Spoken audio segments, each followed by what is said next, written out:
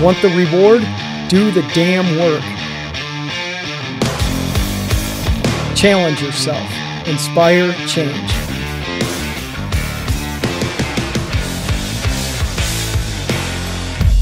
Choice, not luck. Hey everybody, what's happening? Todd Crandell from Ignite Euphoria. I'm ready for another awesome podcast today. This one's going to be educational.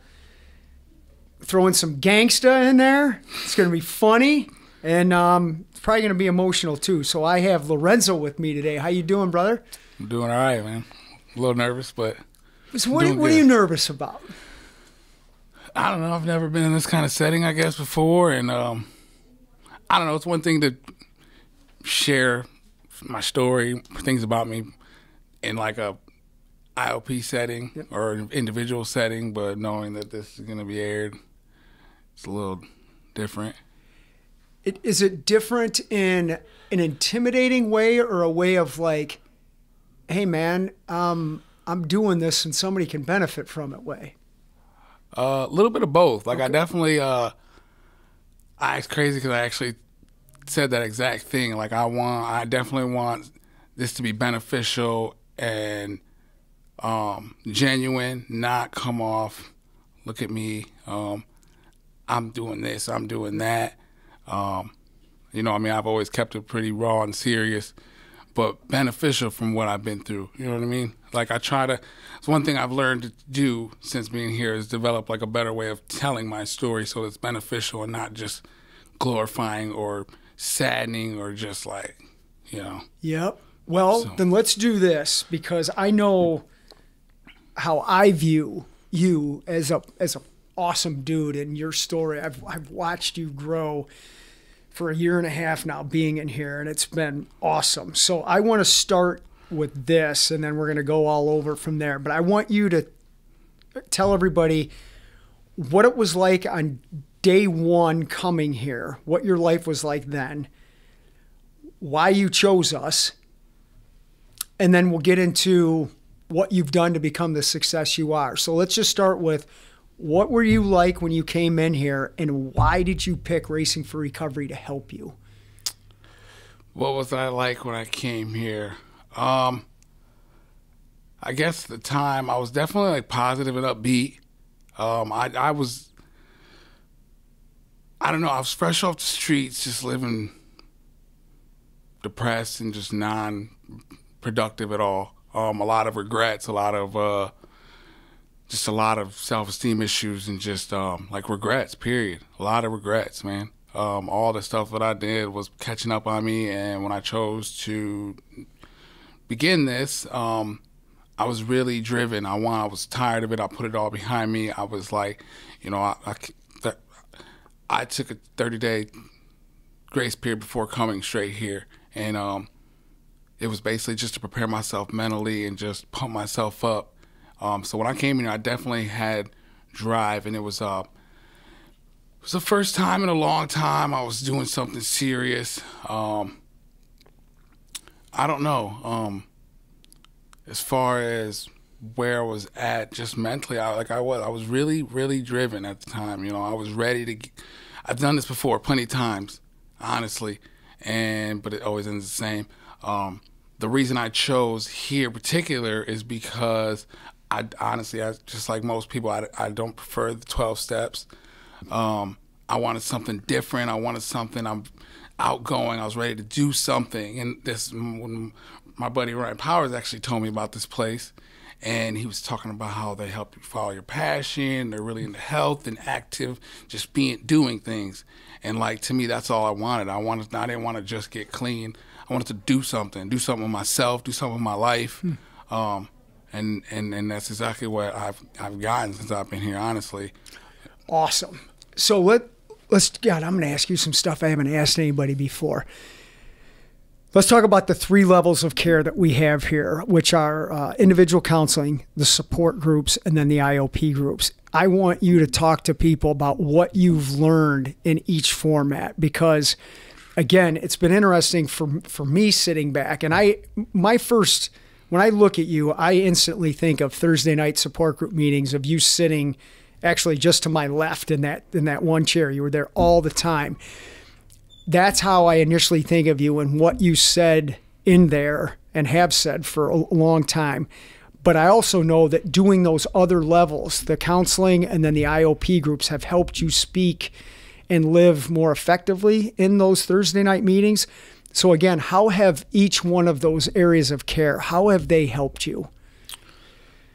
I guess IOPs for me is more of relating to others that have been through things similar to me, or even if they haven't been through things similar, I've learned to find a way to like kind of relate to it regardless. The feelings, the emotions, just the want to give up, and then, you know, switching it to the drive to do better, fix it, and look for a solution. And for me, it's like not so much dwelling on the problem, but finding the solution. Mm-hmm. And so for like the IOPs for me is more of a learning experience, learning for me, learning through others. You know, sometimes everybody knows I love to share. So even when I say things, you know, people would come at me later and be like, either one, like really like what I had to say, or even if they didn't, they wasn't scared to tell me like what they heard and then what they seen. I was fortunate enough to have some friends that cared enough to do that. You know, you say this, but when you do this, isn't that kind of, and I had to take a step back and look and think about that. So then like my individuals were a little more intimate. Like I love Julie to death, man. She's been there for me since the beginning with no judgment, nothing but another perspective. And I know in there I can be completely honest, and it's one place where I can be completely honest. Like I like to think of myself as a pretty honest guy, but honestly, for a long time I wouldn't really it wasn't so much honesty. It was just I never looked at myself as lying, but like not telling the complete truth, I guess. Yep. You know what I mean? Yep. Big difference.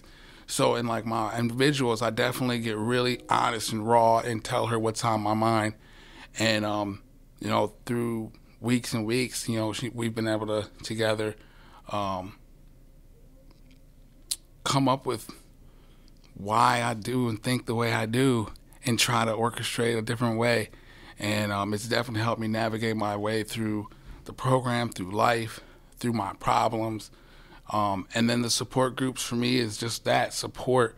I love the support groups from day one, the energy, the positivity. The Thursdays was my favorite because most people know, like, my family situation isn't the greatest. But after being here for a little bit, I stopped looking at it as something to be mad about. And that was something that I wanted. I loved going to Thursday night meetings and seeing all the family come in together.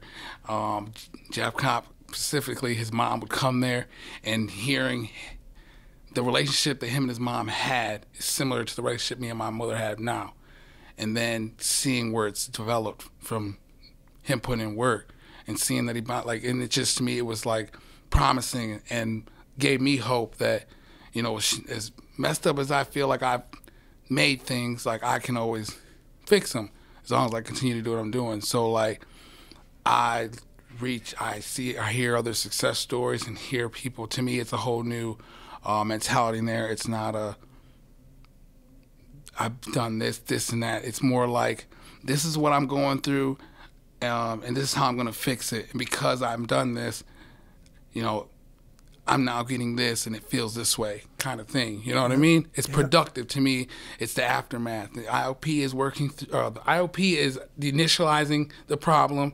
Individual sessions is you digging deep and kind of dissecting the problem, and then support meetings will be my solution to the problem and aftermath. That's just how I process it mentally, and I try to follow that formula myself.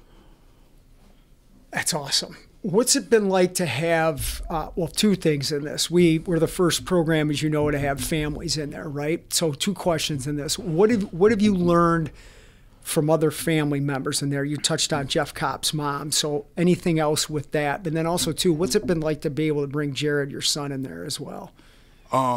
That was a blessing, for sure. One of the biggest fears of mine was, okay, my kids are all old enough to know what's going on and know what I've done and what I've been through. You know, that's just the truth. As much as I've tried to hide it, my kids have had conversations with me and told me straight to my face, like, you know, said some things that kind of took me back that I couldn't really deny. So, like, for me, it was like, how do I, like, have that conversation still? How do I share that? How do I talk to somebody of that age who's supposed to look up to me and be able to, like, feel comfortable doing it? And honestly, having Jaron here on a regular, I didn't have to do that as often. He's very, what's the word I'm thinking of? He's just very observant. So he would sit in on like IOPs with me, and he would sit around the building with me, and he would see people, and he'd ask questions. He was very open about it. But regardless of what I've been through and what I'd done, he'd seen more what I was doing here in the present. And it made it easier for me to, when the things did come up, to explain it, I guess. You know, he'd be like, you know, he's really involved, period, here. He got to know everybody, got to know my schedule. He loved being here, just being part of something with me. And I've never had that. I've never been able to have him around my friends, obviously, because the settings were never appropriate for children. And if I did have him there, it was like, dang, like, you know, I had another regret. Like, I really had my son sitting in places like that. So it was definitely nice to have him here. And like I said, just him seeing and hearing things through his own ears and dissecting it in his own way, and me not having to explain it so much and trying to justify it or whatever, was easier. So when it came up, if that makes any sense, you know what I mean. It was kind of like a push in the right direction, because he processed most of it on his own, and then he would just ask me questions straight up, and it was a lot easier for me to sit down and be like, all right, we're going to talk about this. You know, I've done some things, and well, the only reason I did this, and you know, me and your mom, and things didn't work out because, and you know, I have to explain things and beat around the bush and justify things. A lot of the stuff he figured out on his own, just from being part of it and hearing other people's stories, hearing things that relate, that similar, hearing other people talk about things they put their kids through and how they felt and what they did. And then he's like, man, that's kind of what me and my dad did. And I hope he, you know, it was kind of like a little kickstart the conversations that we've had, I guess. And he's 9, right? He's 11. He's 11. Well, 11. When he came here, how old was he? Yeah, he was about 9, just turning 11, right? 10. Yeah. What has been the hardest thing that you've overcome since being sober here at Racing for Recovery? The hardest? Or if there's more than one thing, what have been the difficulties? Let's do that. What have been your obstacles, and how did you overcome them?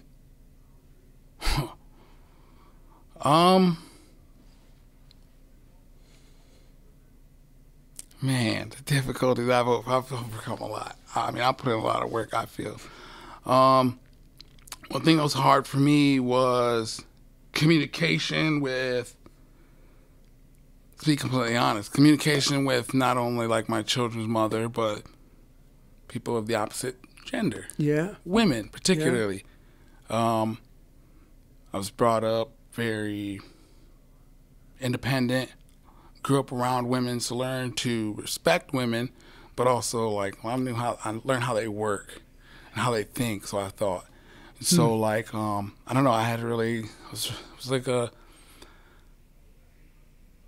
let's just say I wouldn't call myself a womanizer or nothing crazy like that, but I definitely objectified them, and I definitely felt better than a superior, to be honest. I'd be lying if I didn't. Yeah. I definitely used them to my advantage and discarded them when they weren't.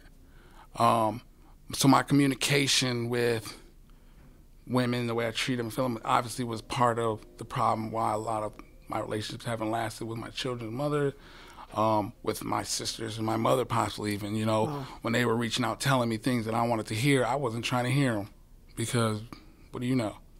You know, being open to hear it from another perspective, women's perspective first. Obviously, when I got over that leap, I was able to be open to anybody pretty much, you know, like people of authority, people that I cared about, people that I didn't care about. If I didn't care about you and you were like, you weren't relevant in my life, a lot of times I wouldn't listen to you. But now I'm able to. Whether I care about somebody personally or not, I'm still able to sit in a room and hear what they're saying and process it and listen to it and take it in. That piece, I have definitely watched you prosper with that. And I got to say this too, Lorenzo. It took a lot of courage to say what you just said right there. And I have a lot of respect for you in general, but that was powerful. For sure. And it was honest.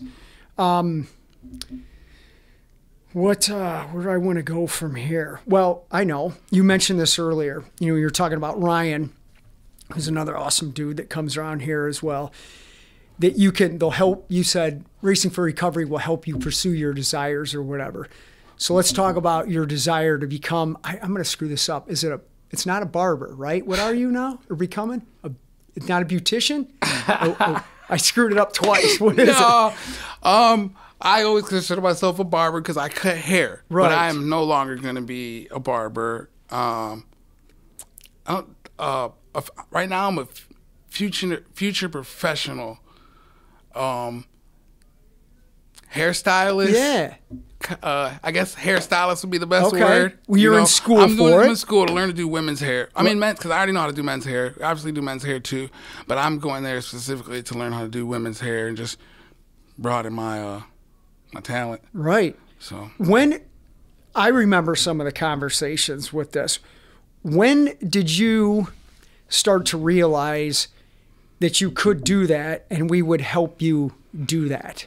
Because this has been going on for a while, but now you're doing it. So talk about that process of really saying, hey man, I can do this and not just hope to do it. Yeah, I mean, obviously it started off as a hobby. Then it, obviously has its benefits. Something I've been doing for a really long time and I'm really good at. So it comes easy to me. It was convenient for me. I guess when I finally started having some goals of my own, honestly, it was one of the first ones that popped in my head. Like, I never really cared about what was going to happen in the future, much less tomorrow. You know what I mean? Like, I'm kind of like a day by day, live by the moment, and that's always worked for me. But I definitely learned, once I learned to slow things down and kind of like put a plan in place and set things up. I obviously have children, and that was one thing that kind of held me back from that. I never really had any plans or goals. I just kind of let's wing it. And so when I started caring about myself more, loving myself more, and caring about where I was going in life, I definitely had to come up with a plan, what I was going to do. It came to a point where I was going to have to go back to work or go back to school, because I worked for a little bit when I first got here, just dibbled and dabbled, but I definitely took as much time as I could to work on myself, period. But when it came to time to where I had to decide, like, am I going to go back to work, go to school, what am I going to do? Talking to you, Matt, honestly, Matt Boston in groups, I don't know how many times he said, man, I could see you doing it. Like, you're good with people. I see you cutting hair. And, a few other people just inspire me to just follow that. And I kind of just, once again, being able to be open and listen to other people's perceptions and take on what they're really saying, it started to click and make sense. And it's like, why haven't I already? Why am I not? And, you guys obviously offering to help, and just me being a stubborn guy who don't like to reach out and ask for help or take the help that's offered to me, finally did. And finally put a plan in motion I called around, and the first school actually didn't work, so but I didn't stop there. I didn't stop. It gave me a lot of problems, man, because of certain situations in my life. I had a lot of obstacles in my way. But I didn't stop there. I continued to look through other options. Finally found something that worked. And it was crazy how it happened, because my second option, the one that worked now, it's actually perfect for like me. Like, one thing I wanted to do, I didn't want to shake what I'm doing now. I've never been structured, and I really have a good structure right now going on how I live my life, what I do from the time I wake up to the time I go to bed. Nighttime is my only free time. After 5 is like my me time, I call it. It's when I kind of just chill out, relax, eat, sit at home and relax, watch, whatever. I'm going to school at night, 5 to 10. and it's perfect. I don't have to change anything that I do throughout the day. I don't have to work around my schedule in any way, shape, or form. It's actually like the support group meetings end at 5, and I have to be to school at 5. But right off rip, I was honest with them, like, look, I'm really involved in this. I facilitate, and it's just something that I can work my schedule around, but I prefer not to if I don't have to. And they're like, look, you're good. 15 minutes isn't going to make you or break you. Awesome. We appreciate you telling us right off the bat. Do you, and just, we'll see you every day. They even told me they'll hold off on class. There's a couple things we could do, to get people warmed up so you don't got to miss nothing. And that was cool. So, like, literally, it's, like, perfect. It's tiring at times. It's a lot, man. Yeah, man. I had to switch my schedule up a lot recently. And that was, like, a huge addition to my day. Like 4 days a week, 5 hours, don't seem like a lot to me before, but it actually is, being that I get up as early as I do. I don't even walk in the door till about 10:30 now, and before I'm settled in for the night and laying down to sleep, I'm having to wake back up a few hours later because I get up so early for CrossFit and stuff. Yeah. And it's like I don't want to. It's crazy. I had the conversation with my significant other and my case manager, and they're like, let's give something up. And, like, don't feel like you got to keep going to so many LPs, or you want to stop facilitating, or, take a break off this, take a break. And I'm like, I don't really want to. Like, I maybe I should, but it's like that stuff keeps me going. That stuff has worked for me this long. It's taught me discipline and structure, and I just don't want to rock that. I don't want to interfere with that. It's the reward is worth. It's worth it. Period. Yeah. You know what I mean? If that makes sense. So. You have over 18 months now, right? You've been sober? Almost 18 months. 16. Going on 16. 16, 18. What's 18, the difference at this point, right? Right. How do you feel about yourself accomplishing that? I feel good, confident, proud. Sometimes even like wowed, like, sheesh, like I did that. Yeah. I don't know, it wasn't easy. It's still not easy. Still, I don't care. Anybody says, like, it gets easier, but like nothing. Like, as far as bumps in the road, hardships, things going wrong, still happen consistently on a regular basis. Always getting stuff thrown at me constantly. But it's like now I'm more equipped to deal with it and get through most of it. It's the only difference. It's number 3 of the 4 big ideas, man. We're not immune to life's hardships, but it's like, what am I going to do other than use drugs? Yeah. Anything. See, and the mindset I used to have was like, that's crazy, because when I used to be a criminal, I'd be like, what's the point of doing good if bad things are still going to happen? What's the point? Like, yeah. I'm busting my ass every day. I'm working every day. I'm going to school. I'm doing this, and my life still sucks. And that's the way I would look at it before.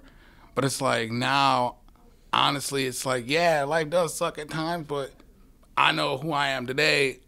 Man, I can get through a lot of that stuff way easier and a lot quicker than I ever have been able to, because I don't look at it as like a problem. I just look at it as another bump I gotta go get over, another accomplishment I'm about to make. Another win for me. Honestly, it's not another loss, another win. No, period. Another win. Now I'm gonna come back to that. Yeah, I am gonna come back to that. So you haven't, and I love this about these podcasts. I do. When people talk about addiction and stuff, the one I just did the other day, they said addiction once, and then they said past self-harm behaviors. They never once labeled a drug, a quantity of the drug, and any of that. So I do want to ask this because it's important for people that are watching this. What did drugs and that lifestyle take from you? Eventually everything. Everything I ever worked hard for. I've literally started from scratch 3 or 4 times. And built things back, got people back in my life, got my kids back in my life, got a car, got a house, situated, just to lose it all again eventually. So and I'm glad you answered it that way. What is it that Racing for Recovery offered that you utilize to help break that cycle? Because now you got it back, but you're not losing it this time. What do you think has been the difference in that this time, that you've not only attained it, you're sustaining it, and you're going to sustain it? What is that deciding factor that made that happen? For me personally, the difference between, like what sobriety really is, honestly. Yeah. Like I said before, I was just getting clean and I wasn't doing nothing at all. I just stopped doing some of the bad stuff. Right. And not even some of the bad stuff, just drugs, period. I stopped breaking the law, but I was still living dirty with how they say it. Yeah. Honestly, today, I know that everything I do, every decision I make is a deciding factor on what's going to happen in the future, period. Awesome. Everything. The way I think, the way I eat, the way I sleep, the way I communicate with people. So I got to be forever mindful of everything. And it seems like a lot of work at first, it did. But after the more I did, the more consistently, the easier it got, because it was no longer a chore. It's kind of like it's like breathing. You wake up in the morning, you do it. Yep. You know, I hated getting up in the morning, but now it sucks still, but I do it. It's like just what I do, you know. I go to groups, I go to school, I treat people with compassion, I'm empathetic. It's not always about me now. All that stuff comes natural, I guess, now after doing it for quite a while. And like really, for me, it wasn't even so much of doing it, it was understanding it. Like I had to learn to understand what that stuff actually was instead of just doing it too. You know what I mean? Like why I was doing it. Yep. What are the benefits of doing it? And what are the consequences if I don't do it, you know? And like I said, it just opened a lot of doors and made things a lot clearer. Well, I'm sure you never thought, probably ever, you'd be doing yoga or Pilates or CrossFit or whatever, but what has that been like for you? Because you're doing it consistently. What's that done for you? It's done a lot, man. It's kept me going. It's, the yoga and Pilates for sure. Like I said, I was really on the whole man-female kick. So like, even volleyball. I play volleyball regularly every week for the last year. For me, it's like that stuff not only keeps me, it gives me purpose to get up in the morning. It's really helped start my day off like, I don't know, it starts just feeling good, feeling better about myself. Like I accomplished something first thing in the morning before I've even, done anything. Honestly, if I'm up at 5 o'clock in the morning, by 8 o'clock in the morning, I done went to CrossFit, ate, put something healthy in my body, and showered before I even walk out the door. You know what I mean? So it's like I've accomplished way more than I've ever accomplished in a day before the sun comes out sometimes. And to me, that's just a good feeling I have, like, from it. And then also, like, I don't look at it as just a time. The people I do it with, the relationships I've made with people, the fun we have. A CrossFit instructor, she's a badass and she's pretty cool. Yeah. And we go there and we have a great time. We have a blast. Today, obviously, your daughter Skylar, she runs the hot room now for us, hot Pilates. And for me, it's like, it's not nothing I do I'm not big on the Pilates every day, the yoga every day. I do the CrossFit, but it's a great way to end my week. For me, going in there, sweating all the toxins out, and just, I don't know, it was I remember the first time I went, it was just a different feeling ending my week on that note. It's hard to explain, but just go in there and I don't even like to sweat, to be honest with you. Like my girlfriend makes fun of me all the time because I don't like to sweat. But that's like, I'd enjoy that. It's just something that gives me, another thing that's giving me purpose and a reason to like interact with people productively and not just hanging out. That's good. And I have seen you briefly do this, but you're now facilitating the Racing for Recovery support group meetings. Did you ever think you'd be doing that? And what does it feel like to be doing it? No, I don't know. I don't know if I really see myself doing it or not. I've never really thought about it. I'm glad I do it now. I definitely, I love doing it. Something I take pride in, especially specifically the one I run. I run the men's group. Yeah. So for me,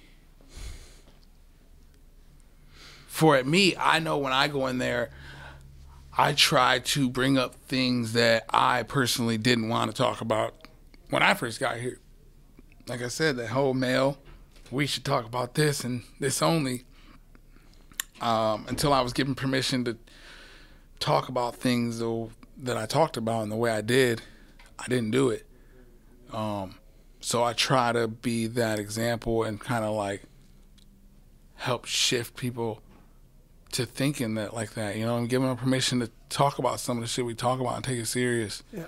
A lot of this stuff benefits me, and honestly, I know what it's like for me to be told what to do. So when I'm being told what to do, initially I want to just push back to authority. Period. Always have. I think we even had this conversation a couple times about the authority figure, how I feel about that, and honestly, so that's another big thing I like to talk about too. Is how to be open to like authority, and just sometimes it's not really people telling us what to do, it's people trying to help us, people trying to direct us, or just, you know, people in their certain positions that's just what they do, man, like, you know what I mean? And I know that was one of the hardest things for me to realize for a while, and until I did that, it was like a huge roadblock for me. Huge roadblock. Like, I didn't make any growth for the longest time because I was just stuck not listening to certain people for the authority figure reason, you know? Wow, that's interesting. And now I want to get to some funny, but yet it's going to be therapeutic stuff. Even with respect to our relationship here, you know, the banter that we're now doing, and I want to hear your side of it first before I share how I feel about it, which is awesome. I don't see myself in a position of authority. That word freaks me out because I don't view that. So how is it with us doing whatever I've been doing with you for these past 16 months, and particularly our what do I want to call it? Our gangster battles every day. You know, what has that been like for you to help have some fun and I guess maybe look at people and things differently now?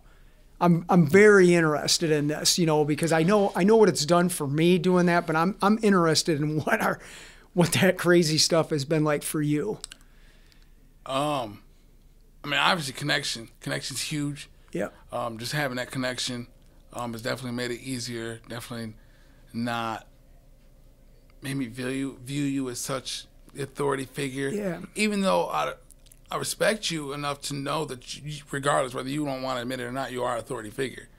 You know, that makes me feel better knowing that you don't look at it like that way, honestly. Yeah.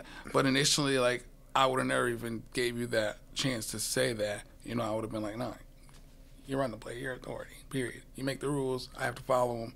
You know, being closed-minded to that. But having more of a personal relationship with you, even initially when I first got here, I remember a few conversations having with you, and I don't know, it's always been beneficial to me when I listen, regardless whether it was you. I don't look at it as you never really told me what to do, so I can't say you've never really told me, but you've highly suggested some things. Like, look, this is what it is. You do this, this is going to happen if you don't do that. And then, you know, it's always been black and white with the way you've explained things to me. So, but honestly, the playing around and the gangster we do, that just gives me a better perspective, I guess, and understanding that sometimes just because somebody is the authority figure doesn't mean they're That's all they are. You know what I mean? It's deeper than that. I know a lot of people I've never given a chance, period, because of a certain status. Women, authority. Oh. Period. And because of that, that stopped me dead in my tracks from even giving a person a chance or getting to know anybody. Getting to know that person, period. So having that relationship with you is another relationship that I've had to like really solidify my thinking that it's not always that way. People are probably trying to figure out what we're talking about here. So I joke, right? I mean, it's been great because obviously we're of different race. Yeah. We're definitely from different backgrounds. We're definitely from different parts of this city, and it started because I started saying that I come from the gangs of Sylvania. Yeah, and also because actually, literally, you know it. Okay, I have the Nerf guns. Right. That we love to play with. Yeah. We're like kids. We run around shooting Nerf guns at each other. Okay. And I was in a parking lot one day shooting random people, and I was like, I'll go shoot Todd right now. Say I won't. Oh, you won't? Like, and, people like, obviously, Todd, you ain't going to shoot him and watch me. So yep. I hide it behind my back, and you're actually talking to someone else, one of my dudes, and you were talking to him, and I just come walking up nonchalant, and out of nowhere, you look at me, and I, bang, got him. And he took it as a joke, like, oh, man, he caught me slipping. That's crazy. Something I need to keep in hand, because in the streets of Sylvania, we don't ride like that. And it just became a joke after that. And forever, like, honestly, it's crazy because you got pretty good. I know every day he used to come in, I'd look for him, and I'd, boom, got you again. You were just dead. There you go. And now, honestly, this last couple of weeks, he's gotten me for quite a few times, more than I've gotten him. So it's all fun and games. That's right. And and honestly, there's a serious message behind that for people that watch it. It's turned into this game thing, but for me, and I truly mean this, dude, it's given me not only an opportunity to really take a serious subject on your end and learn from you and respect you from it, but also bring in an innocent, playful, caring thing from my side of it, because I have no idea what that stuff's like, man, and I feel literally like a little kid doing that. And I'm 54 years old, but I still want to act and feel kid-like. That to me is what being sober is. So I've appreciated having that thing with you because it's like it's part of my day. I get up and I'm doing my thing and I'm like, oh, it's almost 9 o'clock. Where are these guys, man? And it's just it's genuine fun. Yeah. On a very serious level of where you've been, what you've seen, and how I've been able to learn from you. Yeah. So in essence, that authority word, I mean, you are an authority on your life, but you've never been disrespectful for me in any of that, and I've just been willing to listen. And I think from that, it's given you an opportunity to learn some stuff on my view of it, right? For sure. Yeah. And I'm thankful for that, man. That's why I wore red today. I know, that's crazy. Right? Yeah. I even said it where I go, oh, hey, I can wear red. My boy's coming in, I don't even know what red means, Yeah. Not a fan of it. That says a lot. But, yeah. What does the future look like for you? I don't even know what your hopes and dreams are of like doing stuff here. I know you're working on CDCA and stuff, right? Yeah. What do you want to do here? Man, dude, it's crazy because we just asked this question a couple weeks ago in an IOP group, and instantly when it came up, like my initial response was longer than normal. It was a little more in depth, but as time went by, like honestly, them wheels get to turning now. When I'm asked the question, my wheels get to turning. And it's like I go in depth, and I'm thinking details, specifics. I'm like, man, it'd be nice. And honestly, I've never had that before. But I definitely want something better. I definitely am looking forward to looking forward to my future, period. I'm about to have another child. So what I do from here on out is gonna be really critical to my life. I have previous children already that are grown, and I definitely see myself cutting hair, styling hair, doing something with hair for quite a while. Honestly, I pushed it off for the longest. It was just, like I said, a hobby. I take it a lot more serious now, and I plan to continue to do that. You've definitely, you're fortunate enough to give me an opportunity to possibly build something here with you guys. Yeah. And I'd be honored, honestly, more than anything, and I'd appreciate it more than you realize. That's not something that I've ever been offered an opportunity like that. Put it that way. I've never been offered anything of that level, period, in my life. And it actually feels good to be able to know that I worked hard enough to put myself in a position to receive that offer of an opportunity. And it's like, I know you don't have to. I know that I'm not special because of it, because you guys have always been willing to help anybody willing to put it in work. Anybody that's proven themselves, I've seen personally, that's just from my point of view, what I've seen is I've seen you not hesitate to help anybody that's willing to help themselves. That's right. And just to know that I've worked hard enough and somebody else has recognized that and seen it, it's another accomplishment and something that I feel proud about, period. Period. Dude, that's a perfect ending to this, man. That was awesome. That was beautiful. Do you have anything you want to ask me? I always let somebody ask me stuff. I mean, I asked you a boatload of questions. Anything you want to ask me at all? So it's not something that particular I did want to ask you, honestly. So, okay, so I kind of just want to say, it's a comment also. So, like the other day, I watched your Running with Demons for the umpteenth time. Right. And I've always been there for the Q&A afterwards.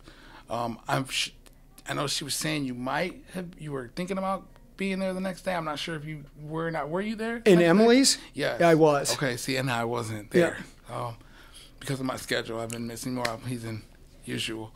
But when I watched it the last time, you had said something at the end, and it clicked in my mind. So you said something about you were done with your mom's story, like visiting her grave, talking about it, living on it. And before, some of the comments you made were like, to me, early in recovery, were like, what did he just say? But it's like, now I can kind of like process and think about it from a different perspective. And when you said that, the first thing that popped in my head was, like, I feel like I'm done with my story. I feel like I'm done dwelling on the things that I've been through, bitching about the things that's happened to me.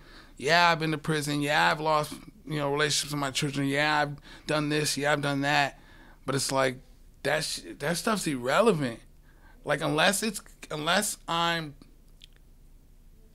in a how do I say this? Unless it's not something I just talk about or bring up on a random, or just, if it's for a reason, or if there's a purpose to me telling that story and there's like a benefit from me telling that story, I'm over it. I don't even think about it. I don't discuss about it. I don't fantasize. I don't glorify about it, however you say it. And it's like, I don't know. I wanted to ask you what you meant by that, kind of, because like when you said that, it's like I got a whole new meaning of it for me, how I took it and how I would like when I'm done with it. So is that kind of similar to? It is. First of all, again, it's another. It sounds weird for me saying this, but I'm proud of you for that comment for yourself, because when I think of like traditional meetings and somebody comes in and tells their story, it's one big drunkalogue and then 2 minutes of, I've done a couple of things and I'm sober. I'm like, that's not a lead to me. That's just a one long war story of how bad it was. Look at these podcasts we're doing, yours in particular. There was no drama in the story. The feelings behind it were there. That's what's relevant. But the rest of it has been positive. And in that that film, you know, I'm like, this is over. I'm not going to come back in here looking for answers that are within myself that I just need to utilize. And I used to go in there, you know, I tried, man. You know, I've gone in there before and you know, tried to piss on her grave and stuff. And one of my buddies stopped me, and I used to leave liquor bottles on there and spit on it and call her all these names. And all that was hurt that was coming out, and hatred for somebody that is us. She's us. And I finally accepted, oh my God, I'm doing the same thing to her that I feel about myself. And I got to stop that. So it allowed me to, and I don't even know if it's my right or not, it allowed me to forgive her for what she did to herself, that then I chose to self-destruct over, and it allowed me to give her peace and allowed me to find peace in myself and go live properly. And that's what doing it or saying it there meant, but I wasn't really feeling it like I feel it answering that the way I did right now. I don't like watching that movie. Sometimes the question and answer things are very difficult for me because it's questions like this that start to evoke some of that emotion. But then I look at everything else that's come from it. If she didn't kill herself, dude, we wouldn't be having this conversation. Yeah. And if I could trade your success to have her come walking in here right now, I wouldn't do it. I'd say, you know, I'll see you whenever I get up there. I'd rather focus on what I'm doing now. And that's taking our trauma or whatever hardships and turning it into something that's worthwhile, not only for ourselves, but it's worthwhile for somebody else. And that to me is what my whole life is with Racing for Recovery. It's to sit and have a conversation with you like this. You know, and you look at what we've done today, it's been serious, it's been funny, it's been educational. But to me, in the end, it's been a freaking example for somebody else to watch right now. I'm like, I'm going to go get what that dude has, meaning you, not me. Yeah. Right? For sure. Because I've never understood that. Like even to me, like the details are irrelevant to people's stories sometimes. Yeah. Even now, it's like, honestly, you can use your imaginations. I'm pretty sure you're not too far off. Right. You know, I can sit here and it's like, past all that, man. And I don't even think like man, I would rather sit here and talk about all the good things I'm doing and the good things I'm gonna do than dwell on the fuck ups and past. You know, I will say this, and first of all, when you're like you said, you've seen that movie so many times, and my first reaction is to say, I'm sorry you had to watch it again, you know. But if people watch it the way that I intended to make it, they'll learn something new about themselves every time they watch it, and you just validated that for me there. For sure. I just stopped watching it as your story and start watching it as kind of like my story. Exactly. And, you know. You put hair cutting on there, it's no different than me running. Running, man. You know, it's the same thing. And that's what a lot of people, they don't understand about what we're doing here. They think it's just about running. No, it's not. It's about cutting hair. It's about rebuilding a relationship with your son. It's about looking at women differently. That's what Racing for Recovery is about, you know. And you're just, you're a success story. And I'm glad you're here, and I can't wait to watch what you keep doing here, man. For sure. All right, everybody. That was a good one. Share that, right? And if you're ever in the area, come in with a Nerf gun and blast this dude. You know what I'm saying?